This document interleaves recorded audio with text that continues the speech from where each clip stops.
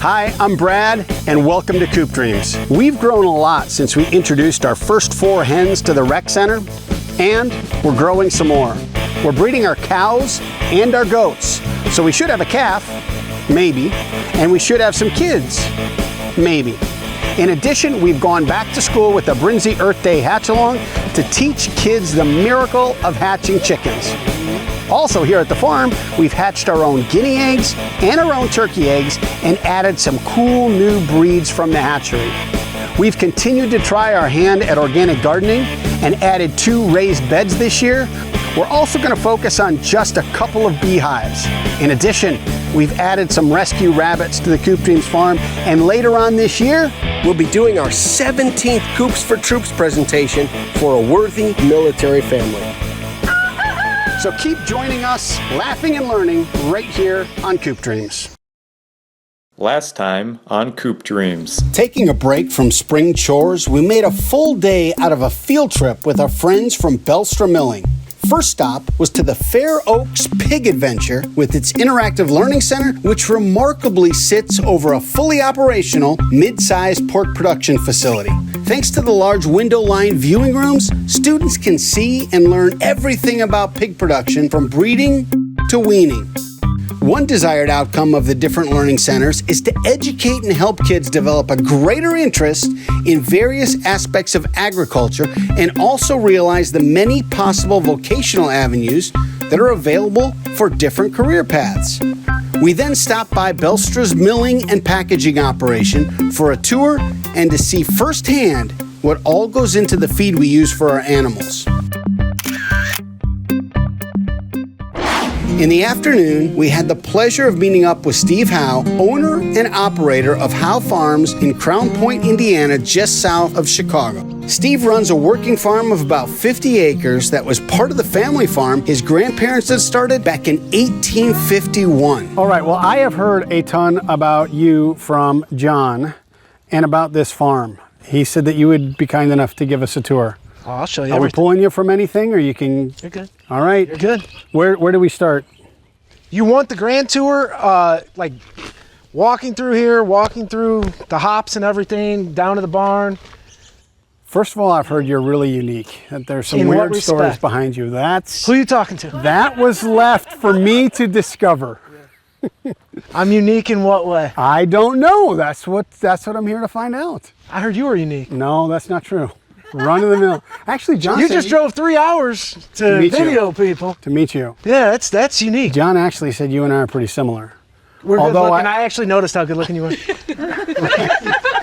Although I take a look at some of your setup here, and I think you're probably a lot further along as a farmer than I am. Take me on this tour. Where are the pigs? Where are the cows? Where's everything? You don't smell them? No, I don't. Exactly. You got the non-smelling cows? A couple of acres of the farm is used for growing high-quality hops to supply local breweries. The tall trellises that are used to grow several varieties of hop spines were easy to spot as we made our way towards the pastures. So with the hops, do you microbrew yourself? No. Every time I have an idea for a recipe, I have a brewer that says, "You're an idiot, just come do it with me, let's do it. Let's brew it, we'll put it on tap. We'll put your name on it." Great, so we just do it every time I have an idea, they're like, "Let's go." So you got a line of beers? Oh, there's always beers with my name on it. The farm's, right, it's the same group of people. And when you can market it together, right, it's better for everybody. For most of the acreage, his primary focus is beef and pork. For generations now, the keys to Howe Farms' success are threefold: selective breeding, customized feed, and quality of life and care for the animals. The healthy and stress-free living is most evident in the wide open spaces of grassy acreage the animals have to roam and graze freely. Steve is very familiar with rotational grazing, chicken tractors and such, but found it didn't work economically for him and eventually got out of chickens completely. But he is very intentional about his scheduled pasture rotations, so it was interesting to see how his setup might relate to mine. Too many people say, a cow's a cow, a pig's a pig, and they don't look at how movement matters. I wish my 11-year-old son was here right now, because animal movement is something I preach to him. A lot of this is a stress thing too for these guys. I want them to know we're in here, and that's why I have them coming by me all the time. Low stress environment. He also raises goats, so he had to stop along the way to admire them. And he's got some baby goats that he keeps for goat yoga. This is Jake. That is run by a local instructor for about 20 sessions at the farm. When classes are done, the kids are sold to people who raise or are interested in raising goats.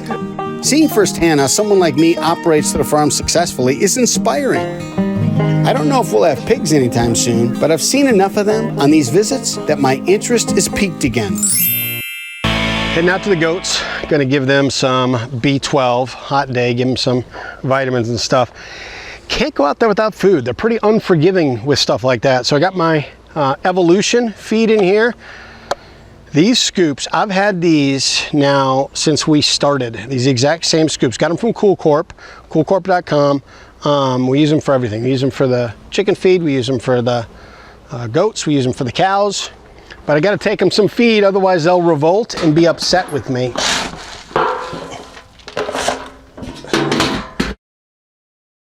Smells good. See? Oh, they already see. They know. When I get the blue scoops out, they can see them from across the way. I used to go out there sometimes with a scoop in each hand, and it's early in the morning and you trip and you fall and you spill some of your goat feed. That makes everybody upset.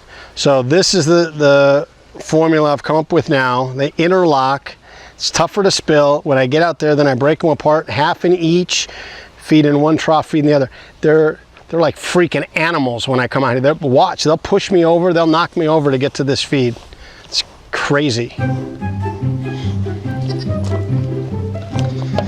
Jan is so pregnant, she won't even come down from the pirate ship until she knows she's gonna get fed.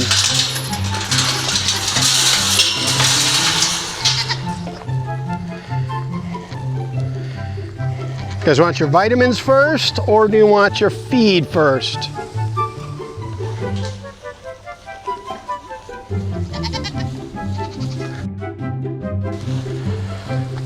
Okay, so see, here's the method. Break it apart, half in each. Now, you gotta battle the goats. You fake here, and then you go here. And then you come back to this one, and that's how you feed goats. As the expected kidding day grew near, the does looked like they were more than ready. See, look at Pammy's udder. My goodness.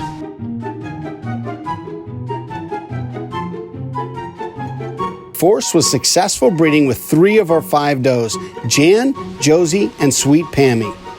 Turns out that Dee Dee and Evangeline did not get pregnant, and here we thought they were Force's first ones straight out of the chute. Jan was the first to go and had a cute little brown and black buck, and he had white markings behind his ears just like his dad Force. So I had a big evening, or early morning, about 3:30 in the morning. Jan gave birth to this little buck over here. As big as Jan is and was, I thought she was gonna have 3 or 4 in her. But instead we got one big healthy buck. So we've separated the other 2 pregnant does into another stall. We've got our birthing bucket here. We've given her grain. She's had the grain, she's had hay, she's had water with molasses in it. We just gave her a dewormer.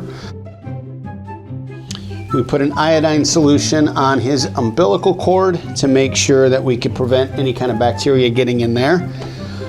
Got minerals. Now it's just resting up, right? And then we'll have a spa day for you tomorrow where we'll get you all cleaned up, okay? Okay. Josie and Pammy were taking their sweet time, so we occasionally got them out of the barn for a little exercise and socializing.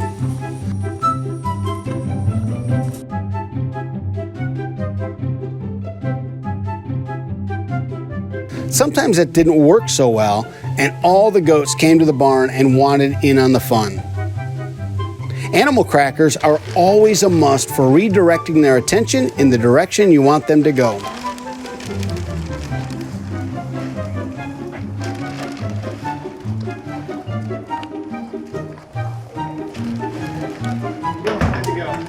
Guys, come on.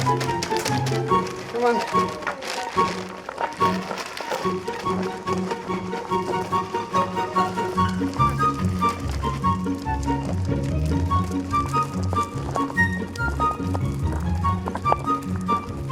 Josie finally went into labor in the early morning, a couple of days after Jan, and had a little black doe. Like Jan, Josie also had only one kid. What a cutie. Mostly black with a solid white crown on her head like her mama. And like Jan's buck, she also had little white markings behind her ears just like her daddy. While waiting on the other kids, we enjoyed some beautiful summer sunsets. And then, later into the evenings, we had comfortable nights with the star-filled skies. Another bonus on the farm, away from the bright city lights. After more than a week of waiting and worrying for sweet Pammy, she finally went into labor and had some difficulty at first.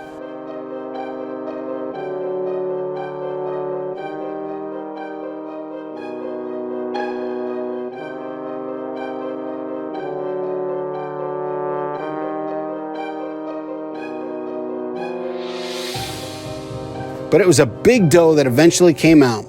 And it was a surprise to see a white one with black markings, as we've not had or seen one like it. She was very striking and, of course, a little cutie too. Unlike the other moms, Pammy wasn't done with just one and didn't wait too long before an all-brown doe emerged. Wouldn't you know, the littlest of the does had the most kids.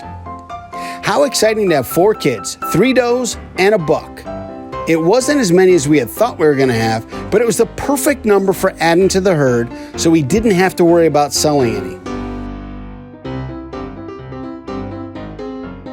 The next several days and weeks would be full of entertainment and laughs from the bouncing, energetic foursome.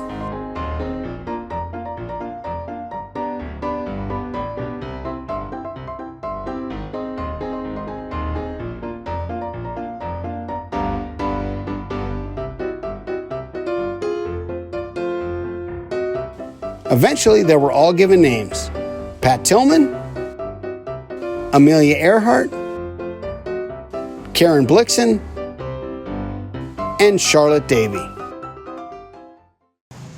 The baby kids seem to grow so fast, and we just want these little bundles of cuteness to last forever. While most of our attention turned to bringing the 4 new arrivals into the world, and then watching them explore, interact with each other, and with the other goats.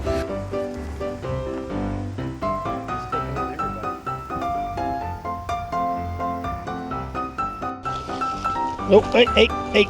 We were beginning to wonder if Elsa was really pregnant after all. But just a couple days after Pammy gave birth to her 2 cute does, Elsa did finally give birth to her not-so-little calf down in the wooded island in the cow pasture. Oh man, talk about cuteness. This little calf was all brownish red with a white hairy halo on her head that was a reminder of her dad, Weston. Once again, as with Anna and Matilda, and more recently the 3 mama goats and their kids, it is still amazing to watch Mother Nature in action. The mama knows just what to do to clean up her baby, comfort it, and watch over it. Not surprising, Elsa looked exhausted too. We gave her lots of water, and she was her regular self around the grain bin, wolfing down every last morsel. And not wanting to share. It took the baby calf a little while to get its legs, and to get around exploring a little bit, never straying too far from Elsa.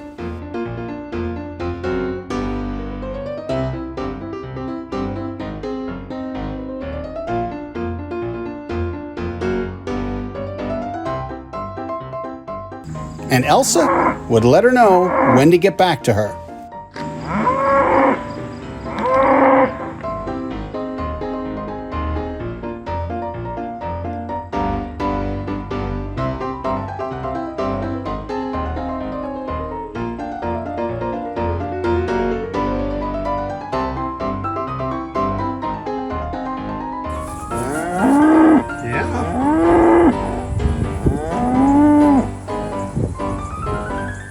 Job.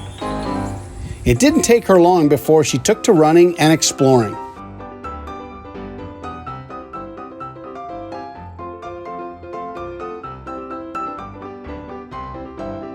She really liked to hang back in the underbrush, probably feeling a little more protected back there until she got to know these strange human creatures better.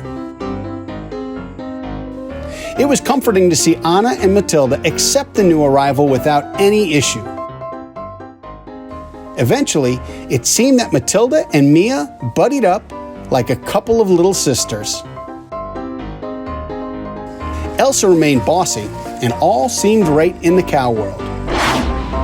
Wow, what a summer it turned out to be. Adding chickens is a no-brainer, but also rabbits now? And although we were expecting the new goat and cow babies, we didn't know how many or who would have what. And the reality of their arrivals brings a whole new look and feel to this farm. And we are now full. Amid all this excitement on the home front, we had an exciting road trip scheduled that would give us a break from farm activities for a couple of days. We were heading out to present our 17th Coops for Troops presentation to a deserving family in North Carolina. Yeah, so we are in North Carolina right now, 13-hour drive. Packed up an SUV full of tons of gifts from our sponsors and stuff that our viewers and followers have contributed. We're out with Peggy Breuer and Hunter and Gracie, their kids. Brian is actually deployed right now, so this is the first active duty Coops for Troops presentation. We're unloading the everything that we brought. Gonna interview the family, talk to them a bit, put this awesome coop together, and then give them our 17th Coops for Troops presentation. You carry on. You carry on. We talk about, you know, the family and the kids and life. That's kind of my lane, and then Brian has his lane. And regardless of what either of us doing, you've got to drive your lane.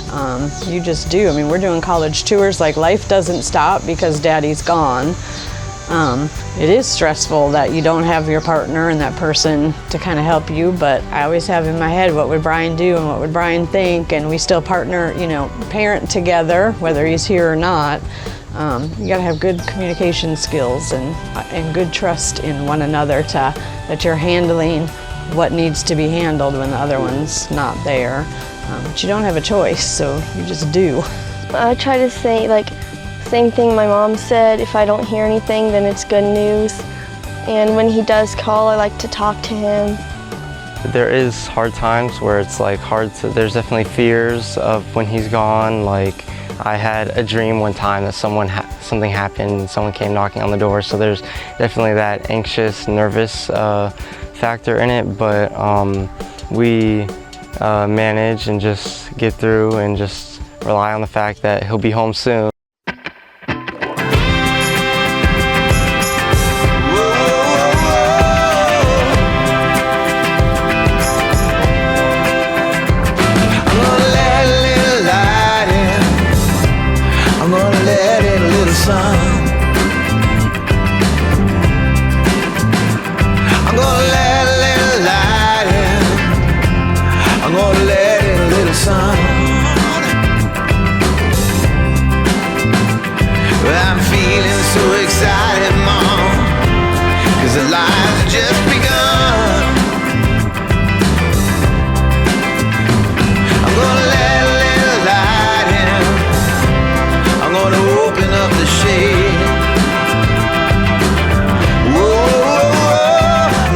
Awesome to spend the day with you. This is a gift for your family, gift for Brian, gift for you guys to all connect. Want to thank you, Gracie, Peggy, Hunter, And then obviously our friends from Rent the Chicken, Todd, Rebecca, and Joni for helping us assemble this coop. Got some great gifts. You have my cell number, you have my email, so when you get stuck on what some of these things are, just give me a call. I'm gonna turn it all around.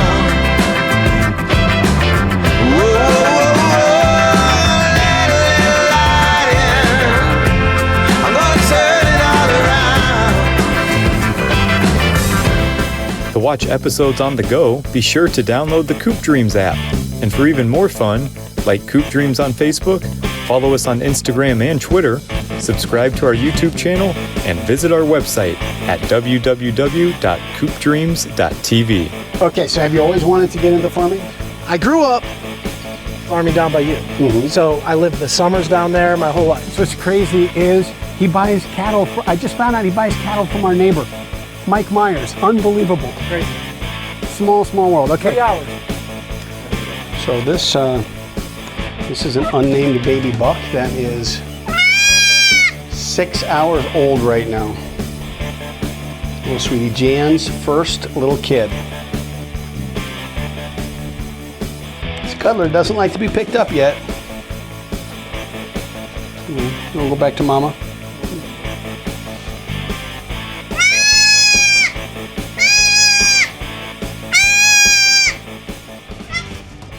Mm.